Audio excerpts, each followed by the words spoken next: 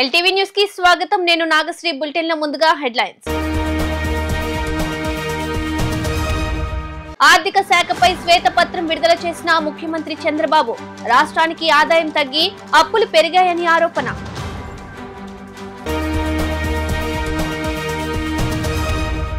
Gandhi photo పెట్టుకుని గ్రామాలను నాశనం చేశారని మండిపడ్డ డిప్యూటీ సీఎం పవన్ కళ్యాణ్. పంచాయతీల సొమ్ము డిస్కంలకు మళ్లించారని వెల్లడి.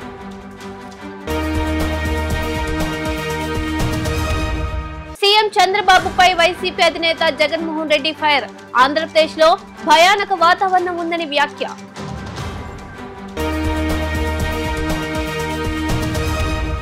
ఇక డీటెయిల్స్ చూస్తే 2019-24 మధ్య కాలంలో రాష్ట్రంలో ఆర్థిక నిర్వహణ సరిగ్గా లేకపోవడంతో ఆంధ్రప్రదేశ్ వెనుకబడిందని ముఖ్యమంత్రి చంద్రబాబు నాయుడు పేర్కొన్నారు. 2014-19 మధ్య తలసరి ఆదాయం 13.2% పెరిగిందన్నారు. 2019 ప్రారంభం నుండి ఇప్పటికీ చాలా అధ్వానమైన పరిస్థితికి వచ్చామని చంద్రబాబు పేర్కొన్నారు.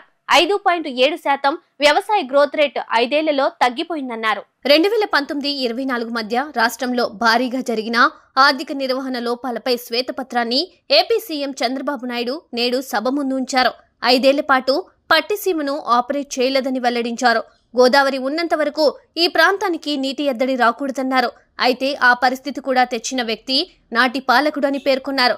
పోలవరం 15,364 కోట్లు ఖర్చు చేశామని, అదే టీడీపీ అధికారంలో కొనసాగి ఉంటే ఈ పాటికే ప్రాజెక్టు ఆపరేషన్లో ఉండేదన్నారు.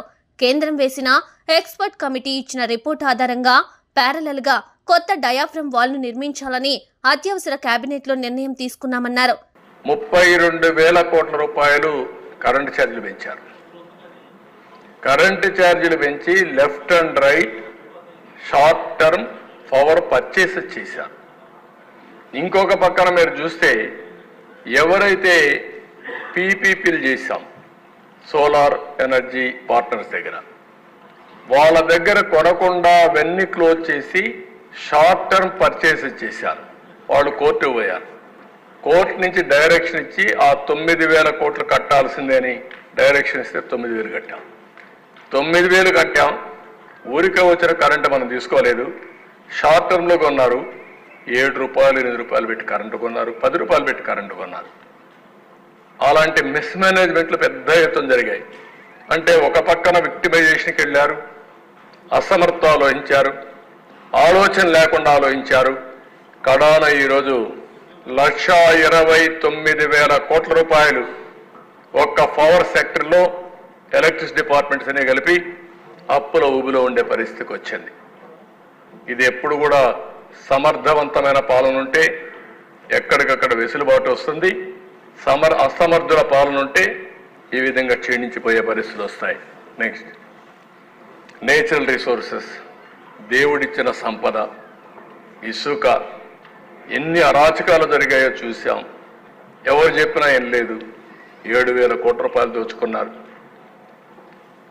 భూగర్భ ఖనిజ సంపద ఎక్కడికక్కడ వెరైటీస్ కావచ్చు, లైమ్ స్టోన్ కావచ్చు, క్వార్ట్జ్ కావచ్చు, లెటరైట్ కావచ్చు, గ్రనైట్ కావచ్చు, క్వారీలు కావచ్చు, మొత్తం దోచుకునే పరిస్థితికి వచ్చారు.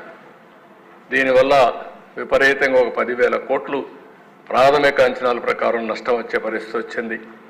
ఇంకో పక్కన మద్యం మొత్తం ఓన్ బ్రాండ్లు పెట్టారు. ప్రజారోగ్యాన్ని దెబ్బతీసే పరిస్థితికి వచ్చారు.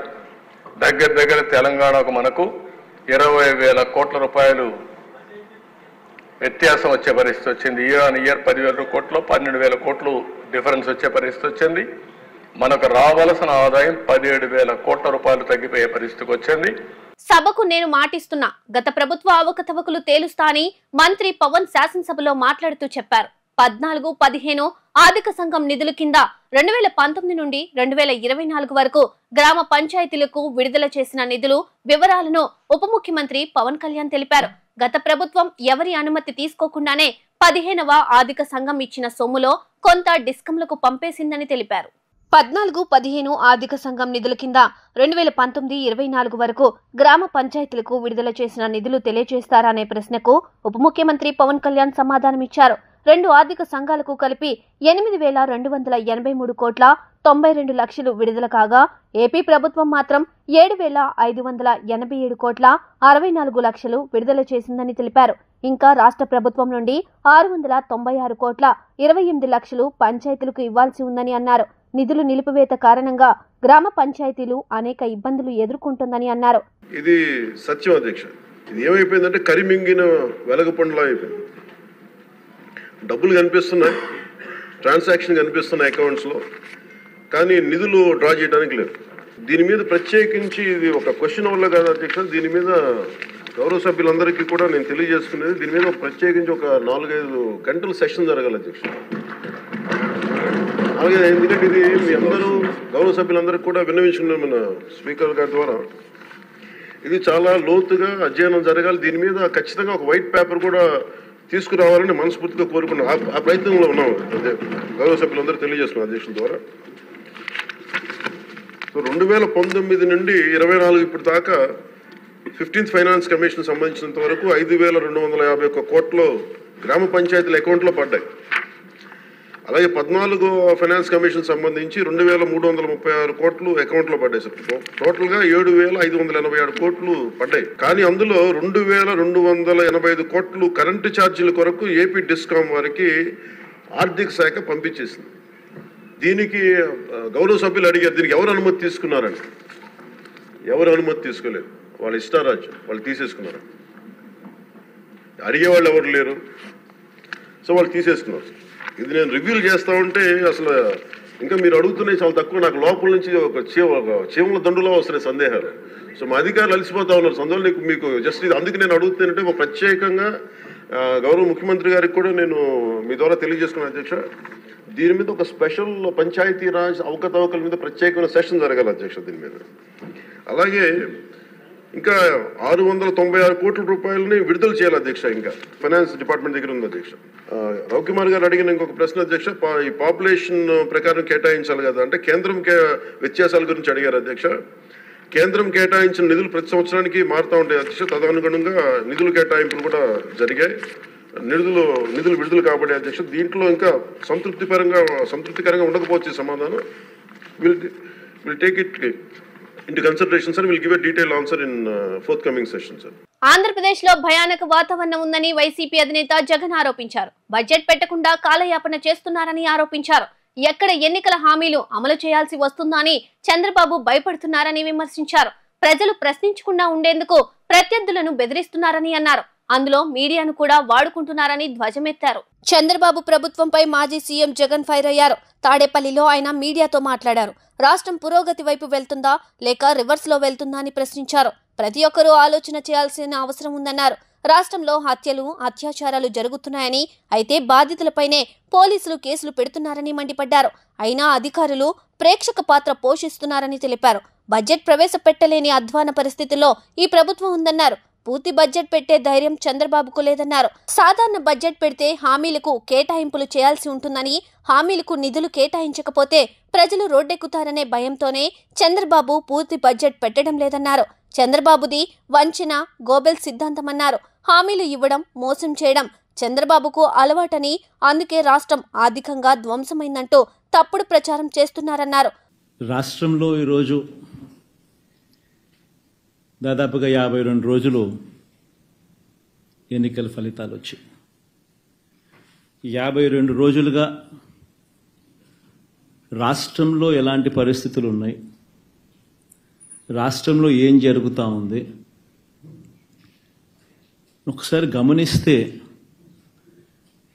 రాష్ట్రం పురోగతి వైపు పోతా ఉందా లేకపోతే రివర్స్ డైరెక్షన్లో పోతా ఉందా? రాష్ట్రంలో ఉన్న ప్రతి ఒక్కరూ కూడా ఆలోచన చేయాల్సిన అవసరము చాలా ఉంది. రాష్ట్రంలో ఈరోజు హత్యలు జరుగుతూ ఉన్నాయి, అత్యాచారాలు జరుగుతూ ఉన్నాయి, ఆస్తుల ధ్వంసం జరుగుతూ ఉంది. ఎక్కడ చూసినా కూడా ఎవరైనా కేసు పెట్టడానికి పోతే ఫాల్స్ కేసెస్ రివర్స్ విక్టిమ్ మీదనే పెడతా ఉన్న పరిస్థితులు. పోలీసులు ప్రేక్షక పాత్ర పోషిస్తూ ఉన్న పరిస్థితులు. ప్రశ్నించడానికి ఏ స్వరం కూడా ఉండకూడదు, బయటికి అడుగు పెట్టకూడదు అన్న దృక్పథంతో ఈరోజు అణిచివేసే ధోరణితో ఈరోజు ప్రభుత్వం పరిపాలన కొనసాగిస్తూ ఉంది. గత వైసీపీ ప్రభుత్వం యూనివర్సిటీలను రాజకీయాలకు కేంద్రంగా చేసిందని మంత్రి నారా లోకేష్ మండిపడ్డారు. రాష్ట్రంలోని యూనివర్సిటీల్లో అధ్యాపకులు లేరని, అధ్యాపకుల భర్తీకి సరైన చర్యలు తీసుకుంటామని స్పష్టం చేశారు. 20 లక్షల ఉద్యోగాల కల్పనకు కూటమి ప్రభుత్వం కట్టుబడి ఉందని లోకేష్ ఉద్ఘాటించారు. శాసన మండలిలో ప్రశ్నోత్తరాల సమయం నారా లోకేష్ సభ్యుల ప్రశ్నలకు సమాధానమిచ్చారు. యూనివర్సిటీలో అధ్యాపకుల భర్తీకి అన్ని చర్యలు తీసుకుంటామని వెల్లడించారు. అధ్యాపకులు లేకపోవడంతో యూనివర్సిటీల ర్యాంకింగ్స్ దెబ్బతిన్నాయని, గత ప్రభుత్వంలో యూనివర్సిటీలు రాజకీయాలకు వేదికలయ్యాయని విమర్శించారు.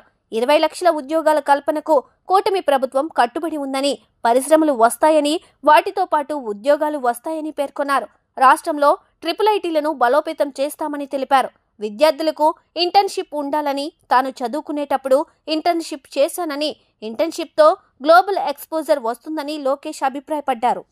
నిరుద్యోగ సమస్యల గురించి కూడా ఇక్కడ మనందరం చర్చించాం అధ్యక్ష. గతంలో మనం చూసాం, గత ప్రభుత్వం 2,30,000 పెండింగ్ పోస్టులు భర్తీ చేస్తున్నారు అధ్యక్ష. అది జరగలేదు. నిరుద్యోగులు కూడా పెద్ద ఎత్తున మన ఎన్డీఏ ప్రభుత్వాన్ని ఆశీర్వదించారు, దీవించారు, గెలిపించారు. బాబు సూపర్ 6 హామీలో మొదటి హామీ ప్రభుత్వం, ప్రైవేట్ మరియు స్వయం ఉపాధి ద్వారా 20 లక్షల మందికి మేము ఉద్యోగాలు ఉపాధి కల్పిస్తామని హామీ ఇచ్చాం. దానికి ఎన్డీఏ ప్రభుత్వం కట్టుబడి ఉంది, దాంట్లో ఎలాంటి సందేహం లేదు. దాంట్లో భాగంగా చంద్రబాబు నాయుడు గారు 5 సంతకాలు చేస్తే తొలి సంతకం మెగా డిఎస్సి పైన ఉంది. ఆ మెగా డిఎస్సి ప్రక్రియ పకడ్బందీగా పూర్తి చేస్తాం. ఆల్రెడీ చంద్రబాబు నాయుడు గారు గౌరవ ముఖ్యమంత్రులు రివ్యూలు స్టార్ట్ చేశారు. పెట్టుబడులు ఎన్ని తీసుకొచ్చాం గత 40 రోజుల రివ్యూ స్టార్ట్ చేశారు. మీరు చూస్తారు కదా, పెద్ద ఎత్తున పెట్టుబడులు వస్తాయి, పరిశ్రమలు వస్తాయి. ఆంధ్ర రాష్ట్రానికి నిరుద్యోగ యువకులకు ఉద్యోగాలు కల్పించే లక్ష్యంగా మేము పనిచేస్తాం అధ్యక్ష. నేను కూడా మా ఐటీ ఎలక్ట్రానిక్స్ డిపార్ట్మెంట్ క్లియర్గా చెప్పాను, నాకు ఫ్యాన్సీ కంపెనీలు కాదు, ఎక్కువ ఉద్యోగాలు కల్పించే కంపెనీలు నాకు కావాలని చెప్పాను. Priority is job creation. So నాకు ఏ కంపెనీ ఎన్ని ఉద్యోగాలు కల్పిస్తే వాళ్ళకి అంత ఇన్సెంటివ్లు ఇస్తాం తప్ప పెట్టుబడుల పైన ఇన్సెంటివ్లు కాదు, ఉద్యోగాల కల్పన పైన ఇన్సెంటివ్ అనే లక్ష్యంగా మేము పనిచేస్తున్నాం. మీరు రిక్రూట్మెంట్ గురించి కూడా అడిగారు అధ్యక్ష. ఆ రిక్రూట్మెంట్ ప్రక్రియ మేము పూర్తి చేస్తాం. గవర్నర్ గారితో కూడా చర్చించాను. ఆయన ఫార్మర్ సుప్రీంకోర్టు జస్టిస్, ఆయన సలహాలు సూచనలు కూడా తీసుకుంటున్నాను. తప్పనిసరిగా ఆ ప్రక్రియ మేము పూర్తి చేస్తాం. ఎందుకంటే ఉపాధ్యాయులు లేకపోతే ర్యాంకింగ్లు ఎట్లా పెరుగుతాయి అధ్యక్ష? రీసెర్చ్ లేకపోతే ర్యాంకింగ్లు ఎట్లా పెరుగుతాయి అధ్యక్ష? గౌరవ ముఖ్యమంత్రి గారు నన్ను హెచ్ఆర్డి మంత్రి చేసినప్పుడు ఆయన ఒకటే చెప్పారు, గతం కన్నా బెటర్ ర్యాంకింగ్ యూనివర్సిటీ నువ్వు తీసుకురావాలని నాకు చెప్పారు అధ్యక్ష. సింపుల్ వర్డ్ నాకు చెప్పారు అధ్యక్ష. దానికి మీకు ఏం కావాలో మేము సపోర్ట్ చేస్తాం నాకు చెప్పారు. దాంట్లో భాగంగా తొలి అడుగు ఉపాధ్యాయుల నియామకం. అది నేను చాలా పర్సనల్గా తీసుకున్నా, సీరియస్గా తీసుకున్నా. ఏజీ గారితో ఆల్రెడీ 2 సార్లు నీకు మాట్లాడాను. తప్పనిసరిగా ఆ ప్రక్రియ కూడా మేము పూర్తి చేస్తాం అధ్యక్ష. సీఎం చంద్రబాబు ఢిల్లీ వెళ్లనున్నారు. శనివారం అక్కడ ప్రధాని నరేంద్ర మోడీ అధ్యక్షతన జరిగే నీతి ఆయోగ్ గవర్నింగ్ కౌన్సిల్ మీటింగ్ లో పాల్గొంటారు. ఈ రోజు అసెంబ్లీ సమావేశాలు ముగిశాక సాయంత్రం 5 గంటలకు ఆయన ఢిల్లీకి బయలుదేరతారు. మరోవైపు కేంద్ర బడ్జెట్ లో రాష్ట్రానికి నిధుల విషయంలో అన్యాయం చేసిన కారణంగా ఈ నీతి ఆయోగ్ మీటింగ్ బహిష్కరిస్తున్నట్లు తెలంగాణ సీఎం రేవంత్ ప్రకటించారు. పెద్దిరెడ్డి భూదందా బయటకు రాకూడదనే మదనపల్లి సబ్ కలెక్టర్ కార్యాలయం తగలపెట్టారని సోమిరెడ్డి ఆరోపించారు. ఒక మాజీ మంత్రి సబ్ కలెక్టర్ కార్యాలయం తగలపెట్టించారు. మరో మంత్రి కాకాని ఏకంగా కోర్టులో దొంగతనం చేయించారని ధ్వజమెత్తారు. నిందితులెవరైనా శిక్ష నుండి తప్పించుకోలేరని, ప్రతిపక్షంలో ఉండే దమ్ము, ధైర్యం వైఎస్ఆర్ కాంగ్రెస్ పార్టీకి లేదన్నారు. గత ప్రభుత్వ మంత్రులు, ఎమ్మెల్యేల భూదందాలు ఒక్కొక్కటిగా బయటపడుతున్నాయని తెలుగుదేశం ఎమ్మెల్యే సోమిరెడ్డి చంద్రమోహన్ రెడ్డి అన్నారు. అసెంబ్లీ మీడియా పాయింట్ వద్ద మాట్లాడుతూ భూదందాలపై అక్రమాలు బయటపడతాయన్న ఉద్దేశంతోనే మదనపల్లి సబ్ కలెక్టర్ కార్యాలయంలో ఫైల్స్ ను తగలపెట్టించారని ఆరోపించారు. ఘటనలో గత ప్రభుత్వ పెద్దల హస్తం ఉన్నట్లు ప్రాథమికంగా తేలిందన్నారు. మంత్రిగా పెద్దిరెడ్డి అనేక భూ అక్రమాలకు పాల్పడ్డారని ఆయన విమర్శించారు. పేదోళ్ళు, చదువులు లేనోళ్ళు, వాళ్ళ దగ్గర 4 లక్షలకి 5 లక్షలకి 50 లక్షలు, కోటి రూపాయలు చేసే పొలాలు సంతకాలు తీసుకోవటం, అగ్రిమెంట్ అంటాం, పవర్ ఆఫ్ అటార్నీ తీసుకోవటం. వాళ్ళకి అగ్రిమెంట్కి పవర్ ఆఫ్ అటార్నీ కూడా తెలియదు. దాన్ని పర్మనెంట్ పట్టా చేసుకోవటం, వీళ్ళ పేర్లతో మార్చుకోవటం. ఇది రాష్ట్రంలో జరిగింది. మేము 20 ఏళ్ళు దాటిన 20 ఏళ్ళ కంటే ముందున్న పేదోళ్ల భూములు మీకు సర్వ హక్కులు ఇస్తాం, అమ్మే హక్కు ఇస్తాం, శాశ్వత హక్కు ఇస్తామని చెప్పి వాళ్ళని ముంచేసేసారు. అది ఇక్కడ జరిగింది. మొత్తం ఆ ఫైళ్ళు తగలబెట్టే దాని పరిస్థితి ఏంటంటే వాళ్ళ బతుకులు బయటపడిపోతాయి. ఆ పెద్దారెడ్డి ముఠా మళ్ళీ ఆయన జగన్మోహన్ రెడ్డికి సిగ్గు లేకుండా ఢిల్లీకి పోయి ధర్నా చేస్తానంటాడు. ఎక్కడ జగన్మోహన్ రెడ్డి మీ టైంలో వ్యవస్థలు ఎక్కడ బతికాయి అంట.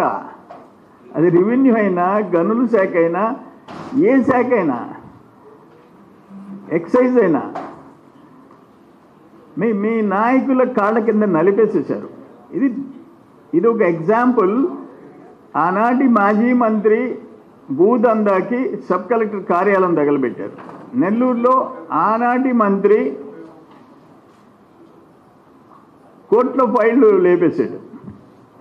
అంటే ఎంత గొప్ప మంత్రుల గురించి చెప్పుకోవాలంటే గతంలో చరిత్రలు ఒక్కొక్క మంత్రి గురించి చెప్పుకోవాలంటే, ఒక్కొక్క ముఖ్యమంత్రి గురించి చెప్పుకోవాలంటే నీలం సంజీవ్ రెడ్డి అయినా, కాసు బ్రహ్మానంద రెడ్డి అయినా ఏ ప్రాజెక్టులు తెచ్చారు, ఎన్టీ రామారావు గారు ఏం సృష్టించారు, చంద్రబాబు నాయుడు గారు ఏం క్రెడిట్ తెచ్చారని చర్చించుకునేది. ఇప్పుడు వీళ్ళని గురించి గొప్పలు చెప్పుకోవాలంటే ఒకరు సబ్ కలెక్టర్ కార్యాలయం తగలబెట్టిస్తే మరొకరు కోర్టులోనే ఫైల్ దొంగతనం చేశారు. కోర్టులో ఫైల్ దొంగతనం చేసినప్పుడు ఆయన మంత్రి అయినాడు. ఏప్రిల్ 2, 3, 2022లో కరెక్ట్గా వారం రోజులకి ఫైల్ లేచింది. అప్పుడు ఆనాటి ఎస్పీ విజయరాజు ఒక ప్రెస్ కాన్ఫరెన్స్ పెట్టాడు. ఎంత గొప్ప ప్రెస్ కాన్ఫరెన్స్ అంటే ఐరన్ స్క్రాప్ దొంగతనం చేసేవాళ్ళు కోర్టులోకి పోయినారు. ఇద్దరు డాగ్ బార్కింగ్ చేసిన, ఆయన చెప్పిన భాష, కుక్క మొరిగింది, వాళ్ళ కోర్టులోకి పరిగెత్తారంట. ఆడ 15 కోట్లు ఉన్నాయి, ఆ కోర్టులోకే పరిగెత్తారంట. మళ్ళీ కుక్క మొరిగిందంట. కార్గిల్ యుద్ధం జరిగి 25 సంవత్సరాలు పూర్తవుతున్న సందర్భంగా అమరులైన వీర జవాన్లకు మంగళగిరి ఎక్స్ ఆర్మీ అసోసియేషన్ ఘన నివాళులు అర్పించారు. ఈ రోజు దేశ వ్యాప్తంగా కార్గిల్ విజయోత్సవ వేడుకలను నిర్వహిస్తున్నట్లు చెప్పారు. మంగళగిరిలోని మున్సిపల్ కార్యాలయం ఎదురుగా Mangalagiri ex servicemen welfare association ఆధ్వర్యంలో కార్గిల్ షహీద్ వీర్ జవాన్ అమర్ రహే నినాదంతో కార్గిల్ విజయ్ దివస్ రజతోత్సవ వేడుకలను ఘనంగా నిర్వహించారు. ఈ కార్యక్రమంలో గౌరవ అధ్యక్షులు కె గోవిందరాజు, అధ్యక్షులు జి శంకర్రెడ్డి, బాబు కదిరి సాంబశివరావు, ప్రసాద్ తదితరులు పాల్గొన్నారు. ముందుగా అమరులైన వీర జవాన్ల స్తూపానికి ఘన నివాళులర్పించారు. అనంతరం బైక్ ర్యాలీ నిర్వహించారు. ఈ సందర్భంగా వారు మాట్లాడుతూ కార్గిల్ యుద్ధంలో అమరులైన 525 మంది వీర జవాన్ల ప్రాణత్యాగ ఫలితమే కార్గిల్ యుద్ధం విజయం సాధించిందని పేర్కొన్నారు. కార్గిల్ యుద్ధంలో అమరులైన వీర జవాన్లను దేశవ్యాప్తంగా ఈ రోజు స్మరించవలసిన అవసరం ఉందని అన్నారు. 1965, 1971 సంవత్సరంలో యుద్ధంలో పాల్గొన్న 2 వీర జవాన్లను మంగళగిరి మున్సిపల్ కమిషనర్ ఆధ్వర్యంలో సన్మానిస్తున్నట్లు తెలియజేశారు. కార్గిల్ యుద్ధం జరిగి ఇప్పటికీ 20 సంవత్సరాలు. కార్గిల్ విజయ్ దివస్ రజతోత్సవాల్లో భాగంగా Mangalagiri ex servicemen welfare association కార్గిల్లో అమరులైన 527 మంది వీర జవాన్లకు ఘన నివాళులు అర్పిస్తున్నాం. దేశమంతటా ఈరోజు కార్గిల్ విజయ్ దివస్ వేడుకలు ఘనంగా జరుపుతున్నాయి. అందులో భాగంగానే మా అసోసియేషన్ ఈ కార్యక్రమం నిర్వహిస్తుంది.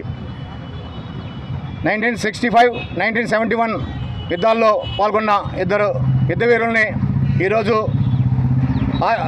సన్మానించడం జరుగుతుంది. మన మంగళగిరి మున్సిపల్ కార్పొరేషన్ చైర్మన్ గారు, మంగళగిరి మున్సిపల్ కార్పొరేషన్ కమిషనర్ గారు, నార్త్ డివిజన్ డిఎస్పీ గారు కూడా ఈ కార్యక్రమానికి విచ్చేస్తారు.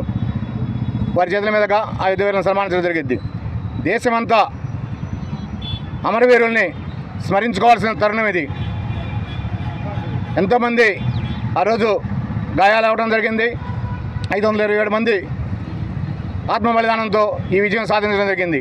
కాబట్టి దేశ ప్రజలందరూ కూడా సైనికుల్ని, మాజీ సైనికుల్ని స్మరించుకుంటూ ఈ కార్యక్రమాన్ని నిర్వహిస్తున్నందుకు ధన్యవాదాలు తెలుపుతున్నాం. అమరులైన వీర జవాన్లకి ఇండియన్ ఆర్మీలో ఎంతో పోరాటం చేసి మన యుద్ధంలో గెలిచిన సందర్భంగా ఈ 20 సంవత్సరాలు కంప్లీట్ అయిన సందర్భంగా అమర జవాన్ స్తూపానికి నివాళులర్పించడం జరుగుతుంది ఘనంగా. ఇది మంగళగిరి అసోసియేషన్ ఎక్సర్విస్మెన్ అసోసియేషన్ తరపు నుంచి మేము చేస్తున్నాం మంగళగిరిలో. చేనేత ముద్దుబిడ్డ ప్రగడ కోటయ్య చేనేతల కోసం అహర్నిశలు కృషి చేశారని నందం అబద్దయ్య కొనియాడారు. చేనేత రంగాన్ని కాపాడుకునేందుకు ప్రతి ఒక్కరూ ప్రగడ కోటయ్య పోరాట స్ఫూర్తిని పొందుపరుచుకోవాల్సిన అవసరం ఉందని పేర్కొన్నారు. మంగళగిరి రివర్స్ కాలనీలోని మున్సిపల్ హైస్కూల్ ఆవరణలో ప్రగాఢ కోటయ్య 109వ జయంతి కార్యక్రమాన్ని ఘనంగా నిర్వహించారు.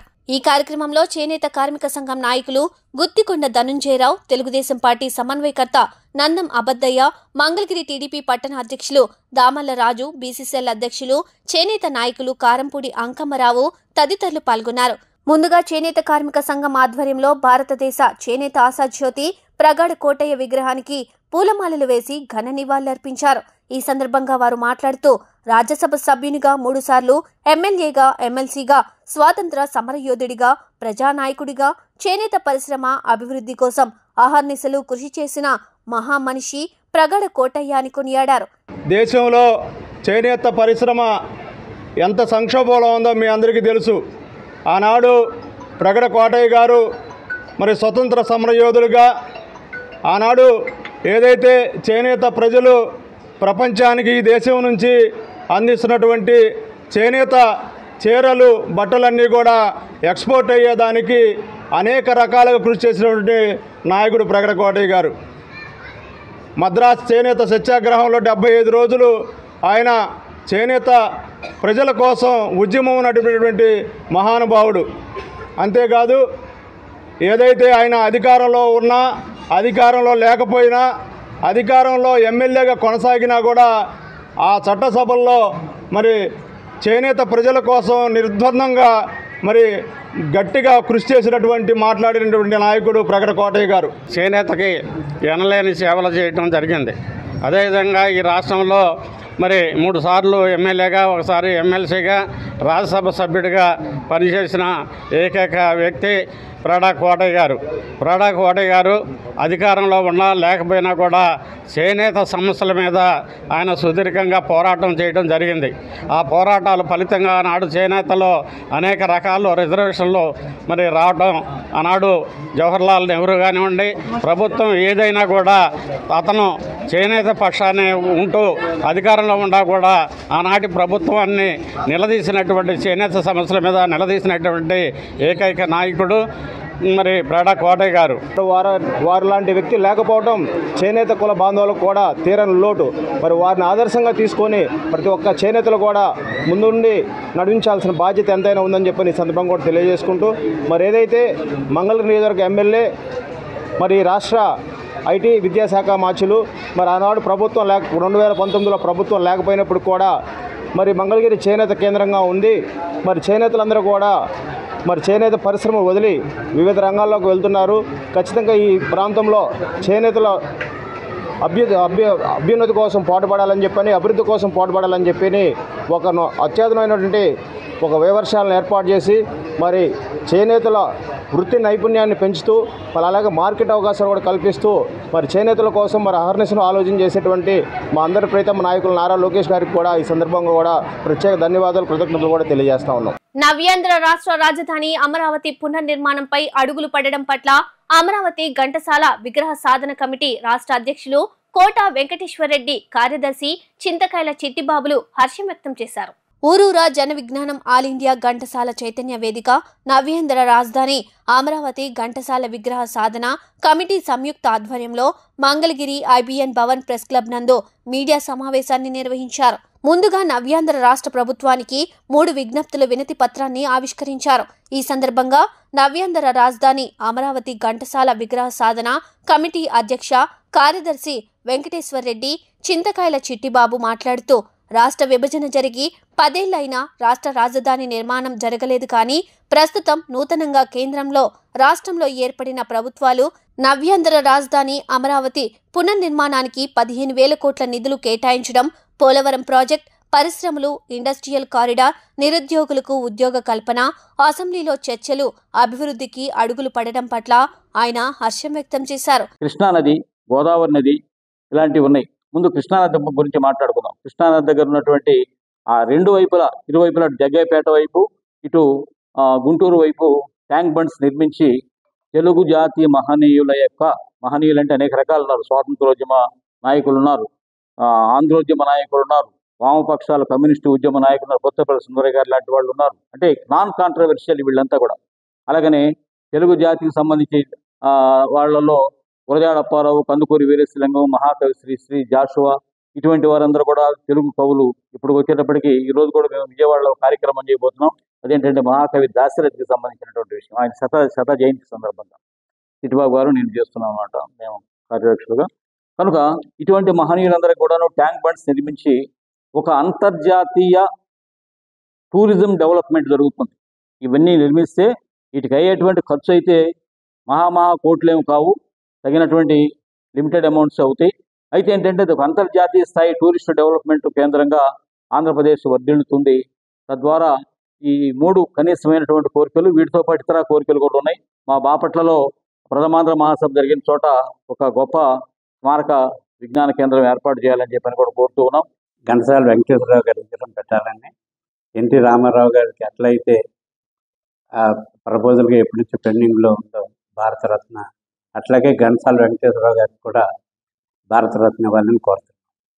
మూడోది ఏంటంటే హైదరాబాద్లో ట్యాంక్ బండ్లో దేశ నాయకుల, రాష్ట్ర నాయకుల, ముఖ్యుల విగ్రహాలు ఎలా అయితే స్థాపించి భావితరాలకి నాయకుల గురించి పెట్టారో, అదేవిధంగా కృష్ణానదిలో కూడా ఇరువైపులా ట్యాంక్ బండ్ మాదిరిగా భారతదేశ నాయకులు, రాష్ట్ర నాయకులు, పెద్దవారి విగ్రహాలు ప్రతిష్ఠించాలని ఆల్ ఇండియా ఘంటసాల చైతన్య వేదిక తరఫున సెక్రటరీగా నేను, అధ్యక్షుడిగా కోట వెంకటేశ్వర రెడ్డి గారు రాష్ట్ర ప్రభుత్వాన్ని కోరుతాం. వార్తలు ముగించే ముందు హెడ్లైన్స్ మరోసారి.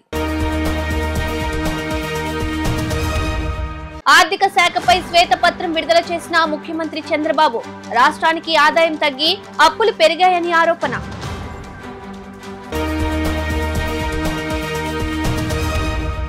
గాంధీ ఫోటో పెట్టుకుని గ్రామాలను నాశనం చేశారని మండిపడ్డ డిప్యూటీ సీఎం పవన్ కళ్యాణ్, పంచాయతీల సొమ్ము డిస్కంలకు మళ్లించారని వెల్లడి.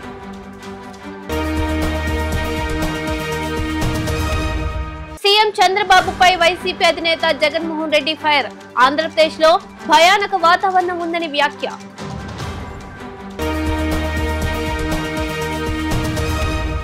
ఎల్టీవీ న్యూస్ ఇంతటితో సమాప్తం. తిరిగి మరో బులెటిన్ లో మళ్ళీ కలుద్దాం. అంతవరకు సెలవు, నమస్కారం.